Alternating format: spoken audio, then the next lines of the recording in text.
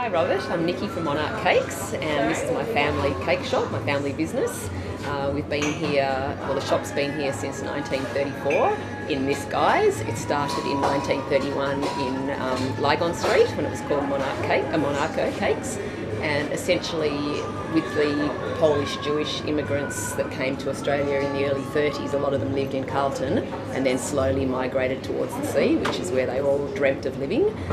So in 1934 they came here to Acland Street and changed the name to sort of a more Anglo sort of sounding name, which became Monarch, and it has been in this exact spot since then. The woman who started this shop, Mrs. Levine, she came here from Krakow, and she had a cake shop in Poland before she moved to Australia. All the recipes that she had used then, she brought here with her. Essentially, they haven't changed since then. So I think the secret, if everyone ever asks what's the secret of how your cakes are so wonderful, it's that we only use real ingredients. So essentially, if you read the recipe, you could go to the supermarket and buy these ingredients and then make it at home. There are no colours 1, 2, 3, emulsified this and da-da-da, that things that are used in a lot of cake shops today to make things quicker and easier and cheaper.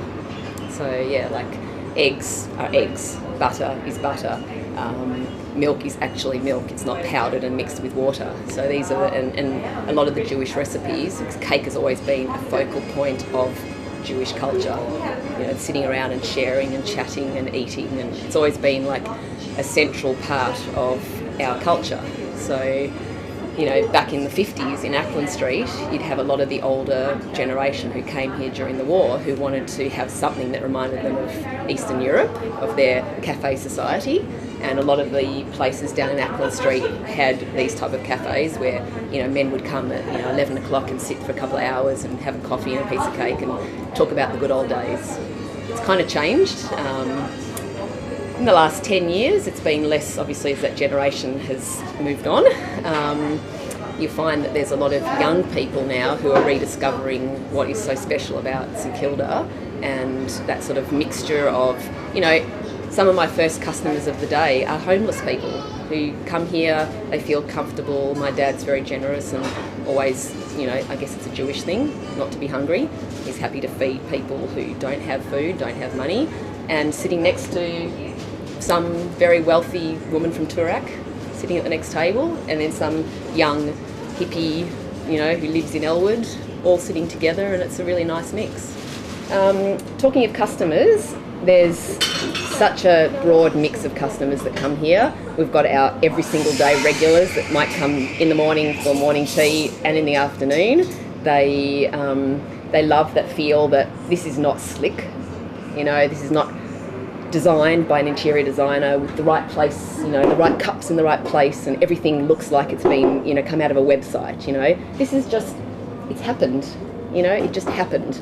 It happened that we put the cherries up there because we had nowhere else to put them. It happened that we've got this old table over there because it was here left over from the shop. So a lot of these things here is what makes it so nice, and that is that it's not contrived, you know, and we do have a lot of very, very famous people who come here that feel comfortable to come here without feeling like, you know, people are going to make a fuss about them. I remember when I served Kate Blanchett, she came in here a couple of times, 2 days in a row, and, you know, she was casual, wearing a tracksuit, she had a baseball cap on, and she came in, she was very quiet and very unassuming, and just loved the fact that she was treated normally and not made a big fuss about, and as a result, they come back. I did a wedding cake a few years ago for an Irish guy who had met his girlfriend here in Melbourne, and they met down in St Kilda on the beach. He was backpacking. He went back to England, or Ireland, I think it was. She followed him back to there, brought him back to Australia. They've got married, we did their wedding cake, and they've now got 2 children. And I love stories like that. They're in my wedding cake album, so anyone can have a look at it. That's really beautiful. We've had guys, actually one guy, which was really funny, he had met his girlfriend in St Kilda, and they always dated and came and ate dinner in Acland Street.